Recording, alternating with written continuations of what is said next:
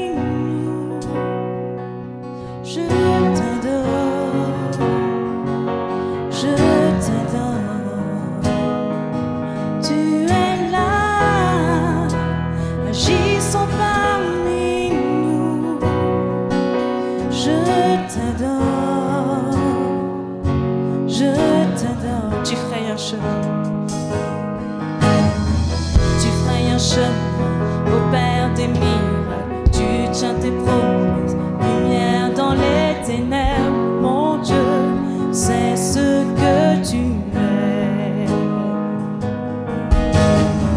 Tu frayes un chemin, opères des miracles. Tu tiens tes promesses. Lumière dans les ténèbres, mon Dieu, c'est ce que tu es. Tu es là, Seigneur. Tu es là, présent parmi nous. Je t'adore, je t'adore. Tu es là, agissant parmi nous. Je t'adore, je t'adore. Tu frayes un chemin, opères des miracles. Tu tiens tes promesses, lumière dans les ténèbres. Mon Dieu, c'est ce que tu es. Tu frayes un chemin, opères des miracles. Tu tiens tes promesses, lumière dans les ténèbres. Mon Dieu, c'est ce que tu es. Tu es là, présent parmi nous. Je t'adore, je t'adore. Tu es là, agissant parmi nous. Je t'adore, je t'adore. Tu frayes un chemin, opères des miracles. Tu tiens tes promesses, lumière dans les ténèbres. Mon Dieu, c'est ce que tu es. Tu frayes un chemin, opères des miracles. Tu tiens tes promesses, lumière dans les ténèbres. Mon Dieu, c'est ce que tu es. C'est ce que tu es. C'est ce que tu es. C'est ce que tu es. C'est ce que tu es. C'est ce que tu es. C'est ce que tu es. C'est ce que tu es. C'est ce que tu es.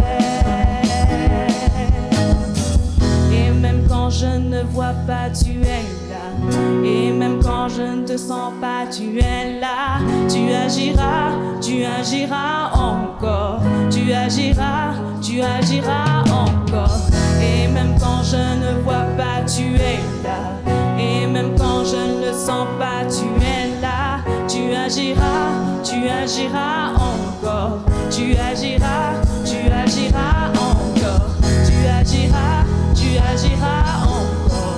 Tu agiras encore. Tu agiras encore. Tu agiras encore.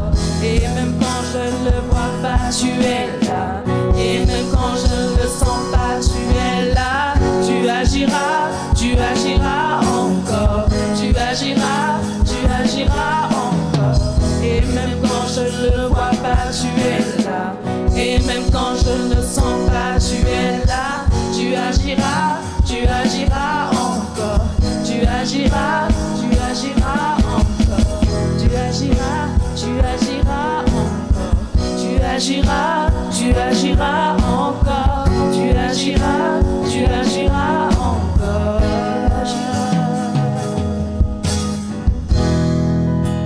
C'est ce que tu es. Je suis un Dieu fidèle. C'est ce que tu es. C'est ce que tu es. C'est ce que tu es, Dieu puissant. C'est ce que tu es, Dieu fidèle. C'est ce que tu es. Alléluia. La musique continue à jouer. Continue à jouer. Et entre-temps, on élève nos voix. Avec nos voix, nous savons qu'il est là.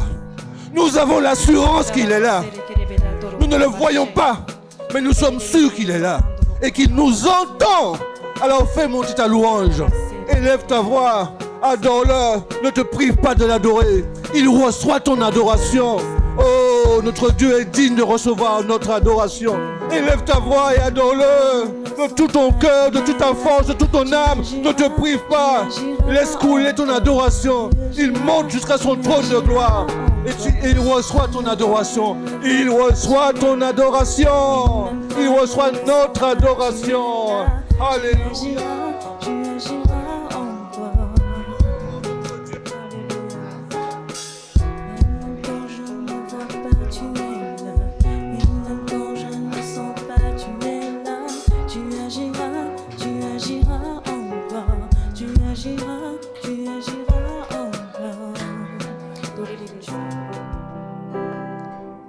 le Dieu qui nous relève. Je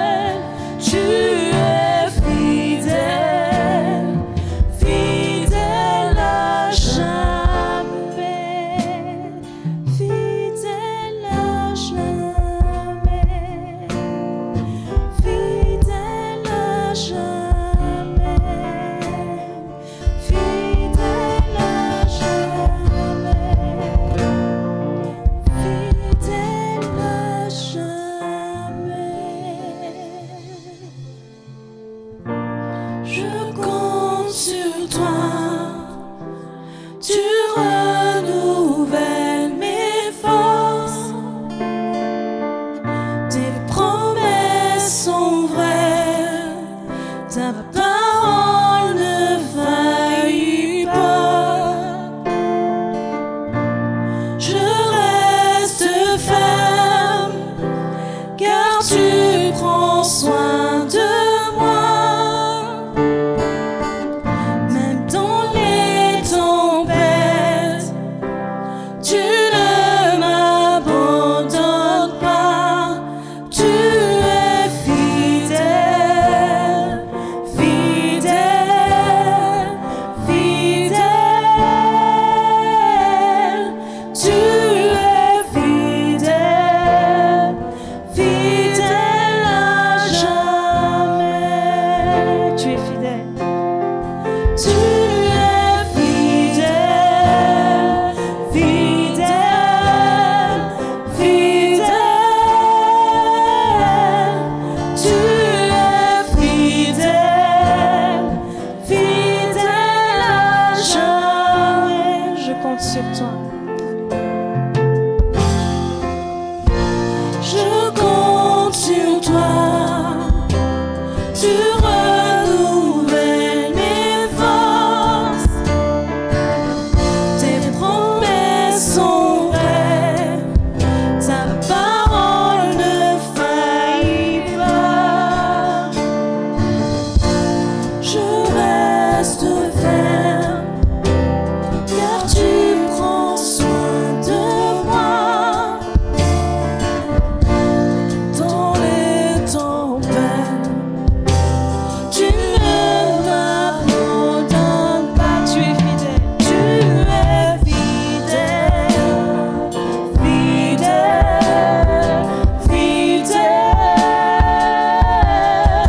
Tu es fidèle, fidèle à jamais. Tu es fidèle, fidèle, fidèle. Tu es fidèle, fidèle à jamais.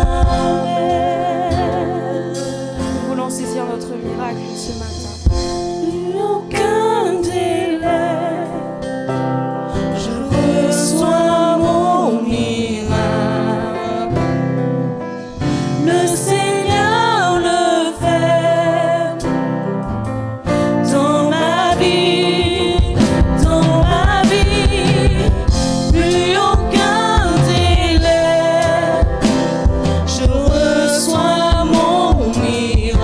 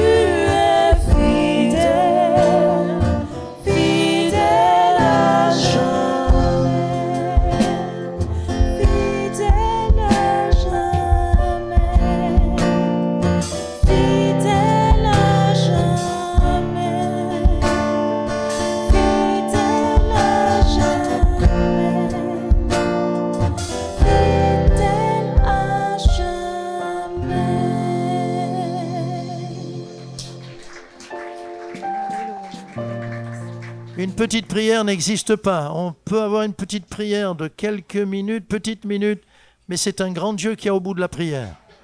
Alléluia. Et dans un petit moment comme ça, il s'est passé de très belles choses. Parce que la signature de Dieu, elle est immense. Elle est extraordinaire. Quand Dieu signe quelque chose, ça a de la valeur. Plus que quand nous, on signe quelque chose. Si vous êtes multimilliardaire, vous faites un petit chèque, une petite signature. Mais ça fait des milliards. Alléluia. Alors ne regardons pas aux petites choses. Dieu veut nous apprendre que dans les petites choses, il est présent, il est là. Et parfois, il fait des grandes choses. Mais que sont les grandes choses? À nos yeux, c'est grand. Mais, Dieu est formidable. Alors, bien-aimés, je voudrais vous parler, le titre est le suivant, je voudrais vous parler de l'eau de Dieu, l'eau du Seigneur. Et c'est sûr que là, je vais faire qu'effleurer. J'aurais dû le faire en 4 ou 5 points. Mais bon, c'est pas grave. L'eau de Dieu. C'est une promesse. La promesse de l'eau. Que dit Jésus à la Samaritaine? Suivez-moi, Jean chapitre 4, verset 10. Il lui avait dit, si tu connaissais le don de Dieu, et qui est celui qui te dit, donne-moi à boire, tu lui aurais toi-même demandé à boire, et il t'aurait donné de l'eau vive. Amen. Que lui dit Jésus à la Samaritaine? Quiconque boit de cette eau, et elle parle de l'eau du puits, aura encore soif. Mais celui qui boira de l'eau que je lui donnerai, n'aura jamais soif. Et l'eau que je lui donnerai deviendra en lui une source d'eau qui jaillira jusque dans la vie éternelle. Une source inépuisable, qui ne tarit, intarissable, qui ne tarit jamais. On va parler des puits en 3e point, mais on va parler de l'eau de Dieu. Et j'aimerais vous rappeler le miracle de l'eau déjà. L'eau, H2O. C'est mystérieux l'eau quand même. C'est mystérieux. Mais est-ce que je me complique quand je bois? Je ne me complique pas la tête. Je bois, j'ai soif. Même quand je n'ai pas soif, les médecins nous disent qu'il faut boire même quand on n'a pas soif. Vous êtes d'accord? Oui. Alors quand je bois l'eau physique, on va dire l'eau pour mon corps, je ne me pose pas de questions. Je bois et ça me fait tellement de bien. Même si je ne m'en rends pas compte, le miracle de Dieu. Et c'est appelé par les hommes, surtout en Orient, le don de Dieu. Parce que c'est un miracle permanent. Depuis la nuit des temps, l'eau est précieuse pour la planète. 3/4 de la surface de notre petite planète bleue, d'ailleurs pourquoi est-elle bleue? Parce que c'est de l'eau qui couvre les 3/4 de la planète. 3/4 à peu près, dans des proportions à peu près identiques, constituent mon corps. L'eau. Je ne veux pas me dessécher. Vous voulez vous dessécher? Un jour on va se dessécher, mais c'est parce qu'on sera allongé horizontalement. Mais je ne veux pas me dessécher. À peu près 3/4 de mon corps. Et puis dans toute la Bible, il y a de l'eau. Dans toute la Bible, il y a de l'eau. Le mot « eau » est à peu près 600 fois. Et puis j'ai calculé, mais je ne vous dirai pas les chiffres. Le torrent, le fleuve, le ruisseau, les sources ou la source, le puits, les courants. Waouh, merci Seigneur. Le puits et la pluie. Alors je voudrais voir dans 3 directions l'importance de l'eau du Seigneur, qui est pour nous. Et j'aimerais qu'ensuite on prenne du temps pour boire ensemble. Je vais vous inviter à boire. Quand on a des amis qui nous invitent à boire, c'est pas glorieux souvent. Ça se termine mal. Mais nous, quand on va boire à l'eau de Dieu, on ressort en pleine forme. Alléluia. Il y a d'abord l'eau qui tombe. La verticalité de l'eau. L'eau qui tombe. Ça s'appelle comment l'eau qui tombe? La pluie, vous êtes de grands savants. La pluie. Pourquoi? Parce que l'eau vient d'en haut. Merveilleux Seigneur. Notre bénédiction, elle est au-dessus. Relève ta tête, regarde plus haut. La bénédiction vient toujours d'en haut. Elle vient du Dieu des Lumières. Elle vient de son Fils qui nous aime d'un amour fou. Et donc, il a préparé pour nous, il a amoncelé des nuages de bénédiction. Il les fait venir, mais parfois ils sont au-dessus de nos têtes. Jésus a dit, désormais vous verrez le ciel ouvert. Marche en regardant, attention, il y a des réverbères, il y a des trottoirs, il y a des obstacles. Mais quand même, marche en regardant là-haut. Tes richesses, tes bénédictions viennent d'en haut. La pluie, On va parler de la pluie. Et qu'est-ce que c'est que cette verticalité de l'eau qui tombe? C'est tout simplement qu'il y a des endroits où l'eau tombe. Et il nous faut être là où l'eau tombe. Vous êtes d'accord? Il y a des gens qui sont champions, on ne les connaît pas, la famille ne les connaît pas, les mariés ne le connaissent pas, mais ils sont champions pour être invités dans les repas des mariages. Enfin, pas les repas parce qu'on est assis, on va vite les contrôler, les mettre dehors, mais dans les cocktails où tout le monde est debout, ça va, ça vient. Et ils vivent comme ça. Ils sont champions. Je ne sais pas comment ils font pour se faufiler. Mais nous, bien-aimés, il y a des endroits, il y a des moments où il ne faut pas être absent. Parce que la pluie tombe. La pluie tombe. C'est la verticalité de l'eau. Alors, elle est où, cette bénédiction? Là où la pluie tombe. Qu'il est bon, qu'il est agréable, qu'il est doux, qu'il est agréable pour des frères de demeurer ensemble. Car c'est là qu'il envoie la pluie. La bénédiction pour l'éternité. Ce sont les moments que je vais appeler rassemblement, réunion, événements spirituels, week-end, alléluia, des temps où on se met ensemble pour se mettre sous le nuage de Dieu. C'est important. Il n'y a pas de petites ou de grandes réunions. Vendredi, on était un petit groupe à prier ici, mais la petite Mélodie, il y avait une petite fille, Mélodie, on a commencé à marcher, à aller, à venir, puis moi je l'ai vue là-bas comme une guerrière, au fond, et elle marchait, et elle priait, je l'ai regardée, wow, il faut que j'imite cette petite, hein. Et elle allait comme ça, et elle disait des choses à Dieu, elle parlait en langue. Mélodie, quel âge a-t-elle? La maman, elle est par là, la maman. 7 ans. Arnaud.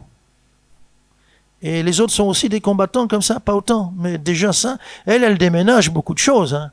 Mais cette petite, elle était au bon moment, au bon endroit, sous le nuage de Dieu. Et elle a reçu. Et on a reçu. Alors que nous dit le Seigneur, on connaît ça, Hébreu, n'abandonnez pas votre assemblée. On peut le faire, tu te prives de bénédiction. Il y a des réunions où on rajeunit de 10 ans. Vous imaginez si je manque cette réunion? Je vais être un vieux crouton. J'entends quelqu'un qui dit, tu es déjà un vieux crouton, mon frère. Mais là où tombe l'eau de Dieu, je suis rafraîchi, je suis rajeuni. Ça fait pousser en moi un nouveau zèle, une nouvelle joie. J'en ai besoin. Et c'est très important de comprendre que nous devons être des hommes et des femmes qui marchons, qui vivons sous la bénédiction de Dieu. Juste, c'est ça le secret. Qu'est-ce que tu fais? Mais moi, je me place juste à l'endroit où Dieu envoie sa bénédiction. Et elle vient d'en haut. Et quand on est ensemble, quand on est à genoux, quand on prie, quand on est là. Et le samedi, si je parlais du samedi une fois par mois, bientôt on mettra ça chaque samedi. Jusqu'au retour du Seigneur. Le samedi, ici, il y a des temps extraordinaires. De 10h à 14h, tu ne vois pas passer les 4 heures. Parfois, on regarde 2h20. 14h20 la dernière fois. Tu dis, waouh, waouh. Alors, bien-aimés, je vais vous parler ici d'un petit nuage. Ça, c'est formidable. Dans le livre des rois, les rois sont partis en campagne. C'est la guerre. Et on va regarder, c'est mieux de regarder 1 Roi 18. On voit quelque chose d'extraordinaire. C'est que Dieu va envoyer sa bénédiction. L'eau de Dieu va sortir, va venir. Ça fait combien de temps qu'il ne pleut plus en Israël?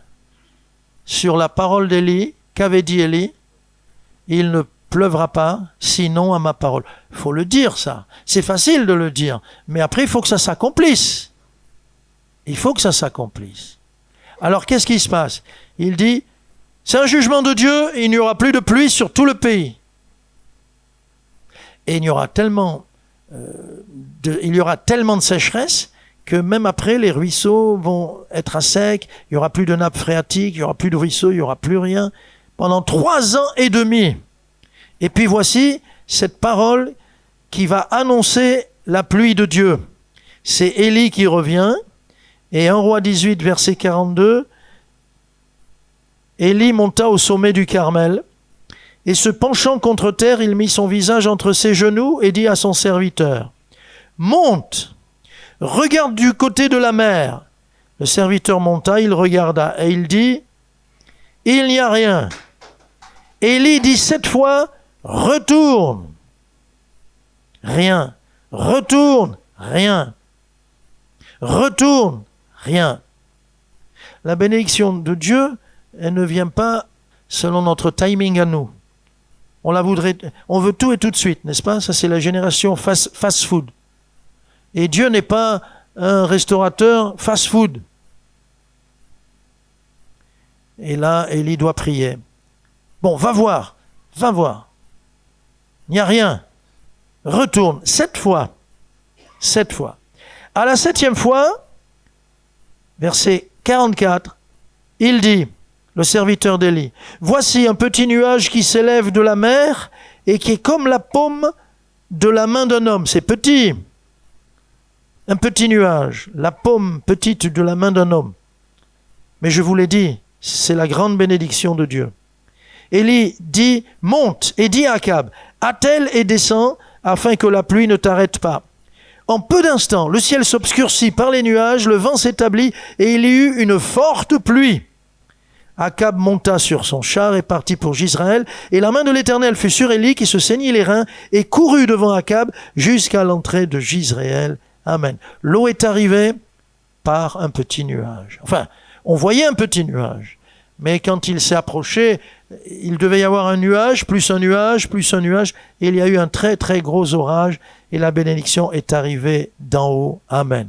Un PDG m'a dit, et lui il pouvait le dire, il n'y a pas de petite réunion. Un jour, un chrétien a dit à son pasteur, j'aimerais que dans mon garage, j'enlève la voiture, bien sûr, je mets un tapis, mais on va faire des réunions. Le pasteur a dit, ok, alléluia. Et il a fait des réunions, et ce PDG a dit, j'étais dans ce petit garage, dans une petite réunion, mais j'ai reçu Jésus. PDG de 300 personnes, les membres du personnel de cette boîte, il était sous sa direction, 300. C'est petit, vous allez me dire. Tout est petit, mais la gloire de Dieu était grande ce jour-là, quand cet homme a reçu Jésus dans son cœur. Amen et amen. Ça, ce sont des grandes, très grandes réunions. Un pasteur m'avait invité et me dit, il y a du monde, c'est super. Je lui dis, mais c'est quoi la réunion d'évangélisation? Oui. Combien il y a de nouveaux? Non, je lui dis d'abord, non, combien il y en a qui ne sont pas à Christ? Alors il se retourne, il me regarde, il me dit, bon, il y a une personne. Je dis, quoi? C'est pas une grande réunion, ça. Oh, il y avait du monde, il y avait du bruit, il y avait... Évangélisation? Alors je lui dis, où ça? Qui ça? Il me dit, la sœur Intel. Je dis, c'est une sœur. C'est pas... Elle est à Christ. Oui, mais elle n'est pas baptisée. Une grande réunion d'évangélisation, c'est quand il y a peut-être personne à la réunion, mais il y a au moins 3, 4, 5, 6 inconvertis, que c'est grand et que c'est beau. Amen. On n'a pas besoin de la foule pour évangéliser. Il nous faut juste quelques chrétiens. Alors, quand ce pasteur m'a dit ça, j'ai dit, mais je ne peux pas faire de l'évangélisation, on est entre chrétiens. La pluie sur nos rassemblements. La bénédiction qui vient. Bien-aimé, il suffit d'être juste en dessous. Un homme qu'on connaît, il s'appelle Thomas dans la Bible. Il a été absent à une réunion. Une seule. On lui dit, Thomas, tu as manqué l'essentiel. Quoi? Jésus, il est venu. Comment il est venu? Mais oui, il est ressuscité, il l'avait dit. Eh bien, c'est le cas. C'est fait. Et il est venu au milieu de nous dans la réunion. Qu'est-ce qu'il a manqué, Thomas? Il pensait avoir manqué une petite réunion. Et il a manqué le Christ ressuscité. Il n'a pas été parmi les premiers. Et c'est pour ça qu'il a dit, ah non, moi je croirais si... Et quand Jésus lui dit, avance ton doigt, touche le côté de la lance, la cicatrice. Et il lui a montré les marques des clous dans ses mains.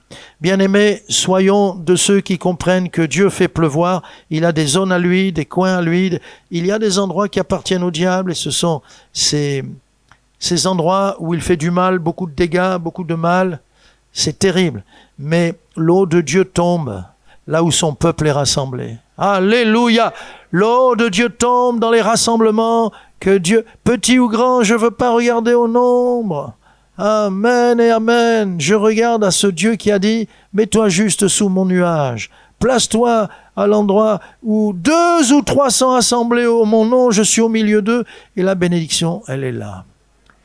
Comprenons cela, bien-aimés. Comprenons cela. Amen. Deuxièmement, s'il y a l'eau qui tombe, on a aussi, le Seigneur dit, à côté de nous, la bénédiction. Ça, c'est on va appeler l'eau qui est déjà présente. L'eau qui est présente à ma droite, à ma gauche, devant moi, c'est la largeur de la bénédiction de Dieu, l'eau de Dieu. Et l'eau de Dieu, c'est le fleuve ou le ruisseau. Le psaume 65 dit ceci, le ruisseau de Dieu, début du verset 9, est plein d'eau. Le ruisseau de Dieu est plein d'eau. Bien sûr, je pense à la parole. La parole, c'est un endroit, le Seigneur dit dans Romains, la parole est près de toi. Elle peut être dans mon cœur, sur mes lèvres, elle est près de moi, à ma droite et à ma gauche. Elle est sur l'étagère parfois, ou elle est dans notre sacoche, ou dans notre sac, ou dans notre poche. La parole de Dieu, elle est tout près. Et cette eau-là, ce ruisseau-là, que dit le Seigneur? Celui qui prend plaisir dans la loi de l'Éternel étend ses racines vers le courant. Psaume 1er. Psaume 1er. Mais également, dans Jérémie 17, verset 8, Jérémie reprend ce verset du psaume, et le verset du psaume et le suivant, il reprend exactement heureux, ou béni est l'homme qui s'appuie sur l'Éternel, il est comme un arbre planté près des eaux, qui étend ses racines vers le courant. Et écoutez, cet homme qui connaît l'eau de Dieu parce qu'elle est à sa portée, elle est à sa gauche ou à sa droite, elle est devant lui, derrière lui, elle est devant ses yeux, elle s'appelle la parole. C'est l'eau de la parole. Cet homme-là, il n'aperçoit pas la chaleur quand elle vient. Et son feuillage reste vert, toujours jeune. Dans l'année de la sécheresse, il n'a pas de crainte et il ne cesse de porter du fruit. Amen. Nous devons porter du fruit en tout temps, amen et amen. Il suffit d'étendre nos racines vers le courant de la parole. Il y a tant d'eau dans la parole pour me désaltérer et pour m'amener à porter du fruit en toute saison. Si vous achetez un citronnier, c'est bien le citron, c'est tellement important, achetez-le 4 saisons, qu'il produise du citron en toute saison. Pasteur, c'est possible ça? Bien sûr. En toute saison. C'est pas mieux, non? Des fois, quand je dis à quelqu'un, « Ah, tu vas ramener des mangues. Ah, c'est pas la saison. » Oh. Mais le chrétien produit du fruit en toute saison. Amen. En tout temps. Amen. Il est heureux quand il fait froid. Pas trop heureux quand il fait froid. Il est heureux quand il fait chaud. Ah, vous préférez la chaleur, hein? Il est heureux en tout temps. On dit du mal de lui, il est heureux, parce que le Seigneur dit du bien de lui. On dit du bien de lui, il dit peut-être que c'est un piège. Parce que les flatteries sont plus dangereuses que les critiques. Aïe. Mais il est heureux. On l'oublie, il est heureux. On pense à lui, il est heureux. Le ruisseau de Dieu. Il y a une plante dans le désert, bien-aimé, qui va chercher l'eau. Je ne sais plus son nom. Il doit y en avoir plusieurs. Il va chercher l'eau dans le désert. Quand il pleut peut-être 2 fois dans l'année. Et on a examiné et on a mesuré ses racines. Elle étend ses racines. Petite plante comme ça, qui est là et qui vit toute l'année. On a mesuré. Elle peut avoir jusqu'à 75 km de racines. Ça veut dire que si elle est là, il tombe une goutte à 50 mètres là-bas, c'est pour elle. Là-bas, c'est pour elle. À 80 mètres là-bas, c'est pour elle. Elle récupère tout. Amen. Nous, on veut tout récupérer dans la parole de Dieu. On veut toute l'eau de la parole de Dieu. Amen. Il y a de l'eau pour me laver, il y a de l'eau pour me désaltérer, il y a de l'eau pour me donner des forces, il y a de l'eau pour m'encourager, pour me relever. Il y a l'eau de la guérison dans la parole de Dieu. Il envoya sa parole et il les guérit. Où cet homme dit un mot, Jésus, une parole de toi, une seule, et mon serviteur sera guéri. Amen. Dans la Genèse, un fleuve se sortait d'Éden, exactement, sortait d'Éden, et il se divisait en 4 bras. Un fleuve sortait du paradis. Il y a de l'eau dans la Genèse, il y a de l'eau dans l'Apocalypse, puisque la vision, chapitre 22, versets 1 et 2, la vision, c'est que le fleuve d'eau de la vie sortait du trône de Dieu et de l'agneau. C'est mystérieux, si vous me demandez de vous l'expliquer, je ne sais pas, mais je sais que nous terminerons, comme c'était au paradis, ça sera plus fort encore, nous terminerons dans la Jérusalem céleste, il y aura l'eau de Dieu qui sortira du trône, de son trône et du trône de l'agneau. Oh, que c'est beau! Et Ézéchiel aussi a la vision de l'eau qui sort sous le seuil de la maison de Dieu, du temple saint du Seigneur. Il y a de l'eau qui sort sous le seuil. Nous avons de l'eau partout dans la parole de Dieu. Jésus parle de l'eau, bien sûr, et on l'a partout. Alors, j'ai pensé au 2e livre des Rois, au chapitre 3, vous connaissez ce passage. Il est très très connu. 2 Rois, chapitre 3, verset 17. Il y a Joram, il y a Josaphat, il y a le roi d'Édom aussi qui sont partis. 2 Rois, chapitre 3, verset 9, pour qu'on comprenne bien. Le roi d'Israël, le roi de Juda et le roi d'Édom partirent, et après une marche de 7 jours, ils manquèrent d'eau pour l'armée et pour les bêtes qui la suivaient. Bien, il manquait d'eau. Verset 17. Verset 17, on fait venir Élisée, et il parle de la part du Seigneur. Ainsi parle l'Éternel, vous n'apercevrez point de vent, et vous ne verrez pas de pluie. Ça, c'est pour les apparences. On s'en fiche des apparences. Et cette vallée se remplira d'eau, et vous boirez, vous, vos troupeaux et votre bétail. Mais cela est peu de choses aux yeux de l'Éternel. Il livrera Moab entre vos mains. Verset 20. Or, le matin, au moment de la présentation de l'offrande, le sacrifice, l'offrande, l'adoration, voici l'eau arriva du chemin d'Édom, et le pays fut rempli d'eau. Amen et Amen. Comme c'est important, l'eau spirituelle est arrivée par le chemin d'Édom.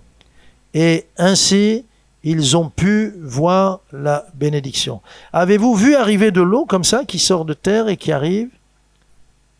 Ça, c'est l'eau qui se constitue. C'est merveilleux, c'est beau.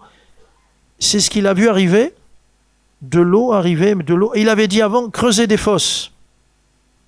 J'étais au CRC avec les Schlepko, Jackie, le papa et Yves, et je me souviens, ils m'avaient invité, ils étaient encore dans l'ancien local, et j'avais prêché sur ce texte de l'eau qui arrive, et j'avais dit, mais avant, faut être sage. Le prophète dit, creusez des fosses, creusez des fosses. Et moi, je vous dis de la part du Seigneur, creusez des fosses, des fosses, des fosses, des fosses. Et je ne sais pas pourquoi je martelais si, maintenant je le sais, mais j'étais comme un fou. J'ai dit, mais arrête, qu'est-ce que tu fais? Mais des fosses, des fosses. Et ils ont attrapé cette parole, paf, ça fait. Et après, le pasteur me dit, je ne sais pas si c'est le papa ou le fils, ou les deux, je ne sais plus. Et tu sais que on a un projet là, on s'en va. Et on va rue des Fosses. Non, je ne savais rien, moi. Et ils y sont allés, après, ça s'est accompli. Ça s'est accompli. Maintenant, ils sont en train de quitter, puisqu'il nous a dit qu'ils avaient un autre projet. Ah, merveilleux Seigneur. Alors, bien-aimés, nous avons le Dieu qui nous dit, mais c'est pas loin. La parole est devant ton cœur, elle est devant tes yeux, elle est à côté. Mais tu as de quoi boire. Tu as de quoi boire pour toute ta marche, pour toute ta vie. Tu as de l'eau partout. De quoi tu as besoin, c'est là. Tu as les réponses. Tu as les bénédictions. C'est comme quelqu'un qui s'inquiète parce que, moi je l'ai vu dans les pays qu'on visitait, pays de persécution, pays où il n'y avait rien. Une dame me donne, en Europe de l'Est, elle me donne une feuille. Je dis à l'interprète, je ne comprends pas, qu'est-ce qu'elle veut, qu'est-ce qui est écrit là? Elle me dit, c'est une ordonnance Je lui dis, et alors? Elle veut pas plutôt qu'on prie pour sa guérison? Elle dit, non, elle veut les médicaments. Alors, elle veut l'argent? Non, c'est qu'il n'y en a pas ici. On fait une ordonnance, mais il n'y a rien dans le pays. J'avais jamais vu ça. Sûrement qu'on fait ça en Afrique aussi un peu. Tu vois, tu me confirmes. Bon. Je dis, mais ils sont fous. Alors c'est un peu comme si, voilà, il te faut tel médicament, tel médicament, tel médicament et tel médicament, et tu es là te lamenter, et tu es dans une pharmacie qui t'appartient. J'ai dit, mais c'est à ta portée. Est-ce que tu peux vraiment mourir de faim dans un supermarché qui t'appartient et qui est bien garni? Non. Est-ce que tu peux mourir de faim dans ta cuisine? Non. Ouvre la porte du frigo.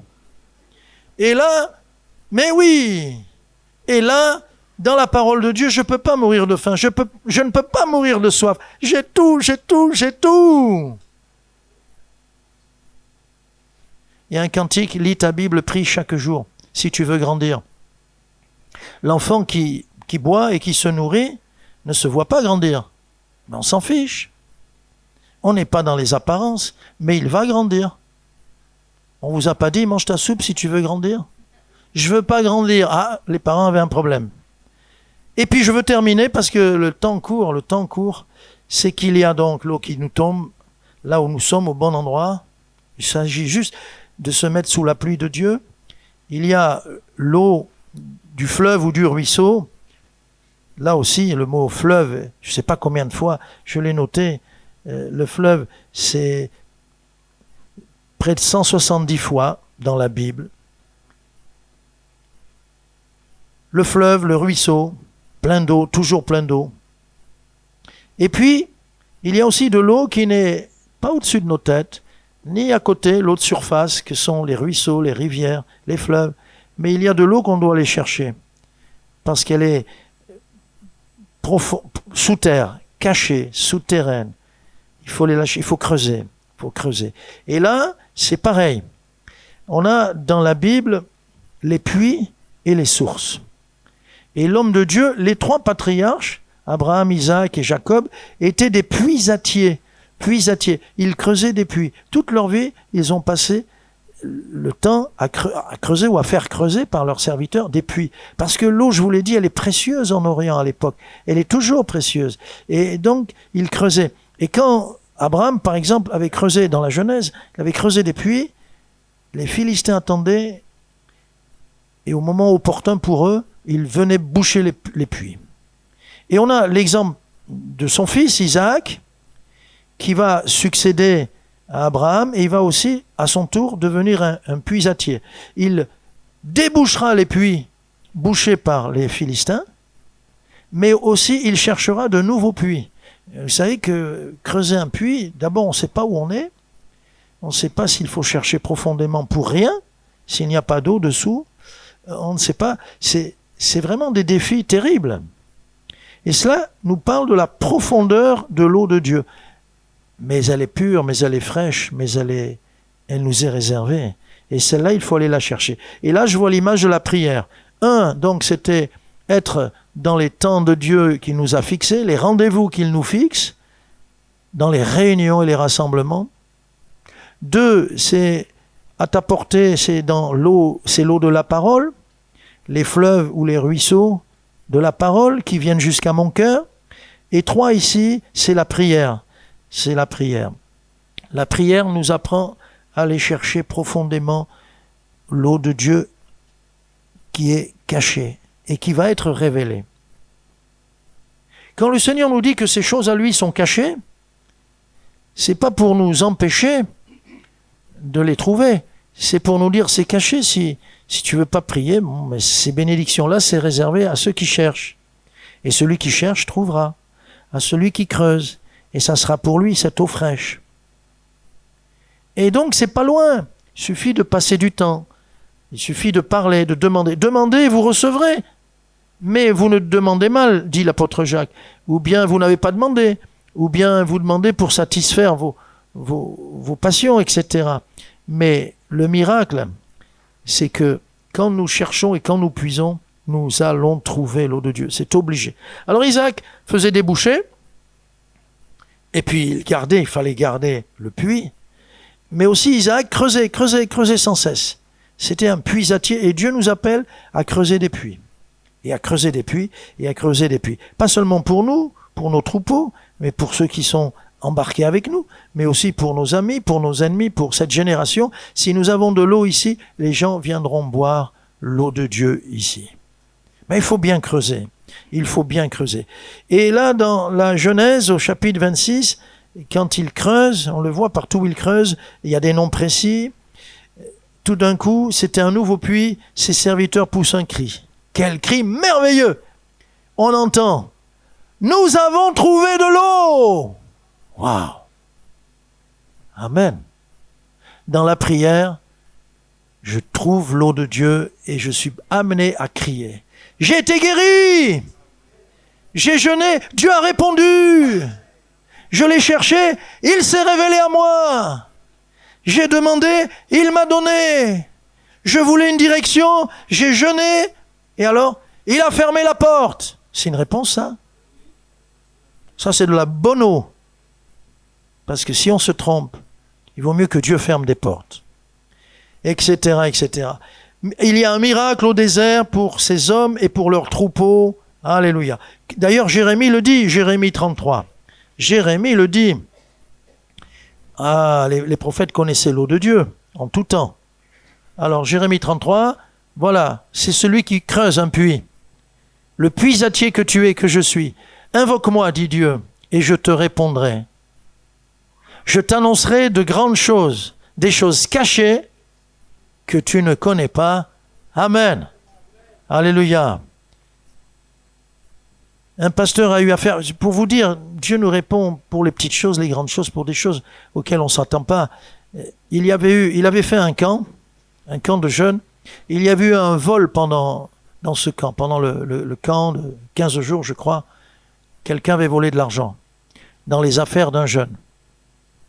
Bien sûr, il n'y avait que des innocents, aucun coupable.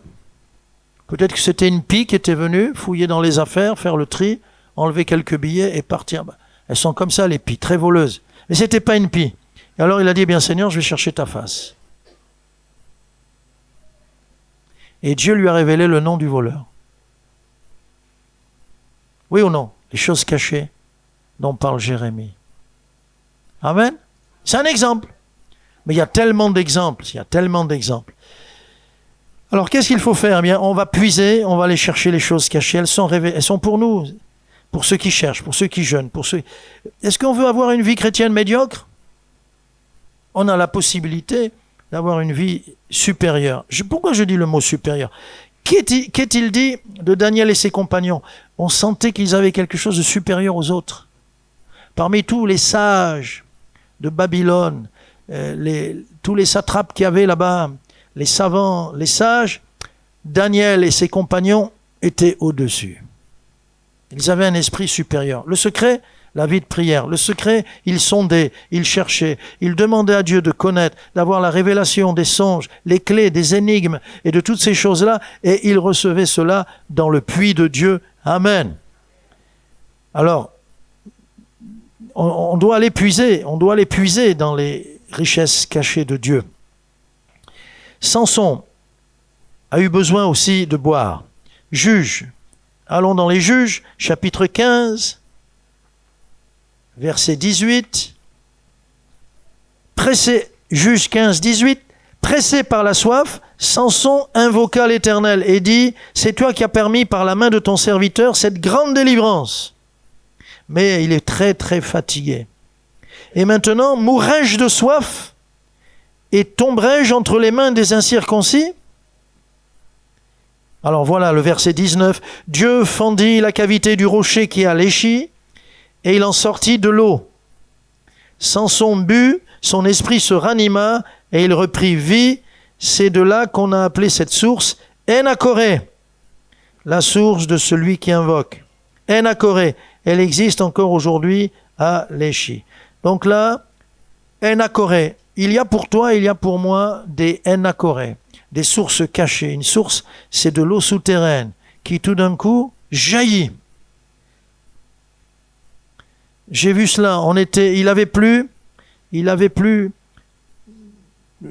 toute la matinée, une petite partie de la nuit, enfin, juste avant l'aurore, et toute la matinée. Et on était dans un culte. Mais il avait plu sur tout le camp, et nous, on était légèrement en contrebas de 3-4 mètres. Il avait plu sur tout le camp, sur les hauteurs. Et tout d'un coup, pendant le culte, on entend un bouillonnement, boum, boum, boum, à droite, à gauche. Et moi, au lieu d'adorer comme ça, je dis, qu'est-ce que c'est? Et c'était de l'eau qui sortait partout. Et tout le monde priait, Seigneur, tu es merveilleux, tout ça. J'ai dit, il faut pas qu'ils ouvrent les yeux, ils vont paniquer. Ils vont paniquer. Et ils n'ont pas ouvert les yeux, mais après, on était dans l'eau. Mais dans l'eau, la source que Dieu a créée. Il a plu partout, sauf sur nous, parce qu'on était sous le chapiteau quand même. Mais j'ai vu la naissance de sources. 5 ou 6 sources. Oh, que c'est beau, que c'est merveilleux de voir ce mystère de l'eau qui sort. Elle est tombée un peu plus haut, c'est pour ça qu'elle sort par là. Elle a pris de la vitesse, souterraine, cachée, et elle est sortie. La source, c'est quelque chose de merveilleux. Et donc, pour Samson, Dieu a frappé, il a frappé le rocher, et il a reçu cette grande bénédiction. Il a été désaltéré, et il a connu ensuite de nouvelles forces, et il est allé se battre, et il a remporté une victoire sur les Philistins. Merveilleux Seigneur, merveilleux Seigneur. Donc nous avons besoin de comprendre ces choses. C'est qu'il nous faut aller chercher le puits, la source cachée.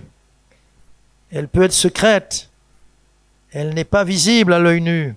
Ce sont des révélations accordées à ceux qui prennent du temps, à ceux qui sondent, à ceux qui disent, il y a plus important que d'aller me balader sur les Champs-Élysées. Je vais aller me balader, me promener dans les paysages spirituels de Dieu, comme dit l'apôtre Paul. Et là, je vais être transformé de gloire en gloire par l'Esprit, l'eau de Dieu, l'eau de sa présence, l'eau du Saint-Esprit, l'eau de sa parole. Je vais trouver de nouvelles sources, je vais y boire, je vais être désaltéré, rafraîchi, recevoir de nouvelles forces. Amen. Et ça, c'est possible. J'ai vu des hommes de Dieu âgés, même très âgés, on avait reçu un homme de Dieu dans un camp, il était très âgé et il était plus jeune que nous tous. Moi j'étais aussi un jeune parmi les jeunes, mais lui, et quand on passait près de sa chambre, on ne voulait pas faire de bruit. Une fois on devait pousser une voiture qui était tombée en panne sans le moteur, sans rien, parce qu'il dormait juste au-dessus, il y avait sa fenêtre. On pousse la voiture pour l'emmener plus loin et essayer de la faire démarrer plus loin.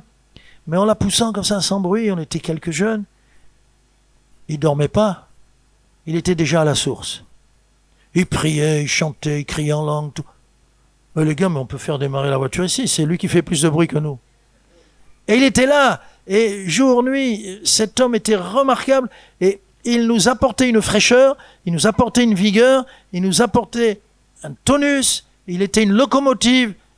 C'est ce que nous voulons être ou pas?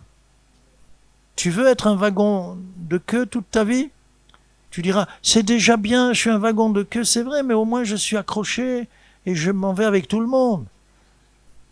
Ouais, mais sois une locomotive, c'est mieux. Tu vas en accrocher d'autres et tu vas les entraîner dans la présence de Dieu, à la connaissance de Jésus.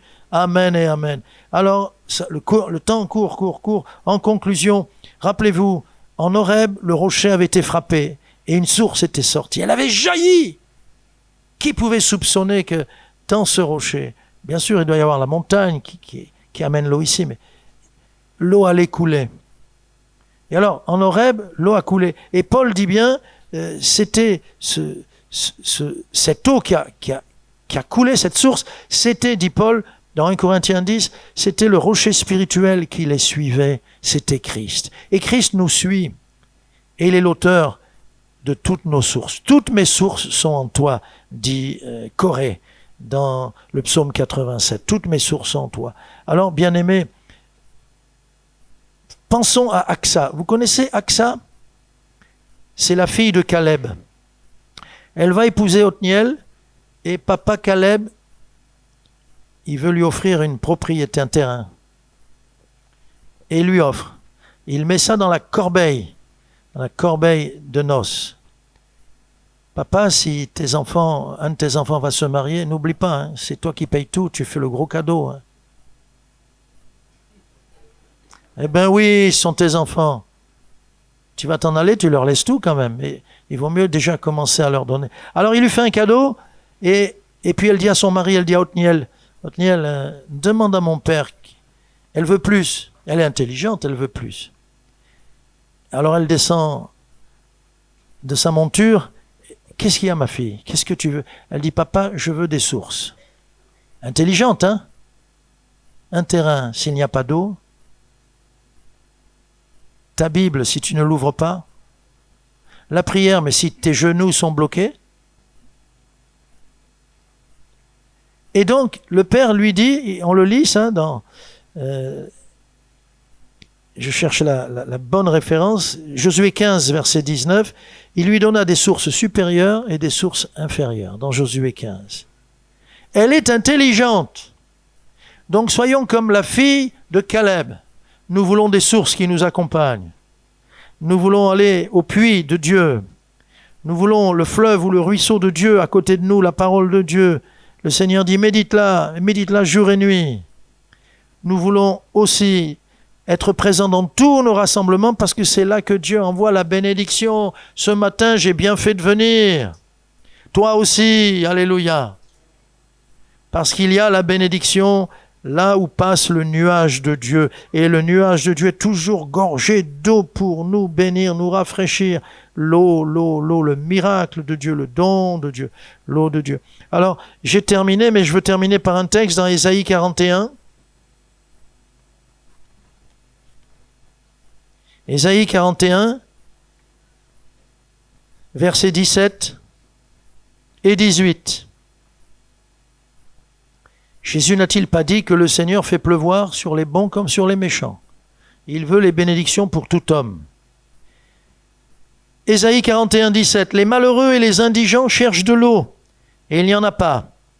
Leur langue est desséchée par la soif. Moi, l'Éternel, je les exaucerai. Moi, le Dieu d'Israël, je ne les abandonnerai pas. Je ferai jaillir des fleuves sur les collines et des sources au milieu des vallées. Je changerai le désert en étang et la terre aride en courant d'eau. Et si on lit la suite, et il dit, je mettrai de la végétation, du fruit, des arbres fruitiers, je mettrai la vie, je vais créer, parce que l'eau amène, quand le torrent arrive, il amène tellement de bénédictions. Ah, que c'est formidable de vivre près de l'eau. Alléluia. Que c'est formidable de connaître la bénédiction qu'il y a à être ensemble. Comme c'est formidable de connaître ou de travailler, de creuser les puits de Dieu pour aller chercher l'eau de Dieu qui nous accompagne partout. Nous sommes des gens qui pouvons traverser n'importe quelle sécheresse. Dans des pays très difficiles, on ne se dit pas, mais comment ils font? C'est de la survie. Cuba, c'est de la survie. Comment ils font? Non, on ne se dit pas ça parce qu'ils aiment la parole, ils aiment la prière, ils vont creuser des puits, ils aiment, parce que c'est tellement difficile de se rassembler. Bien, ils aiment les rassemblements, il y a de gros risques à se rassembler. Mais ils aiment se rassembler. Ils vont chercher n'importe quelle goutte d'eau. Rappelez-vous cette petite plante qui va chercher n'importe quelle goutte d'eau qui tombe dans le désert. C'est pour elle. Amen. Alors, soyons des hommes qui connaissons la valeur de l'eau de Dieu dans leur vie. Soyons des hommes du torrent.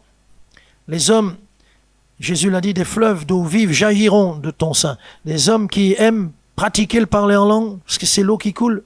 C'est l'eau qui sort.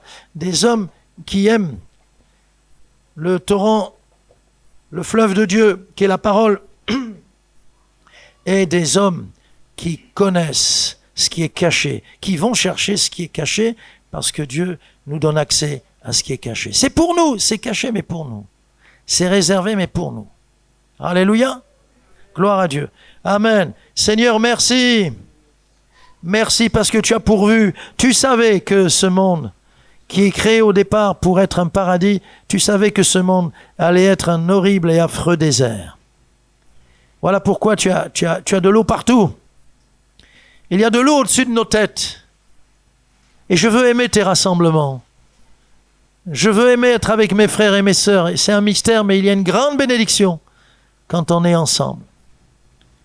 Je veux aller vers l'eau qui coule à côté de moi, qui est visible. Je veux étendre mes racines vers le courant de ta parole et recevoir des forces. Mais je veux aussi apprendre, et de plus en plus, Seigneur, je veux apprendre à creuser et à creuser et à creuser. Et à veiller pour que l'adversaire ne bouge pas les trous, les puits qui nous permettent d'avoir accès, Seigneur, à ta vie. Merci parce que tu nous abreuves. Merci parce que tu nous rafraîchis. Tu nous redonnes des forces. Tu renouvelles notre âme. Tu nous redonnes espoir.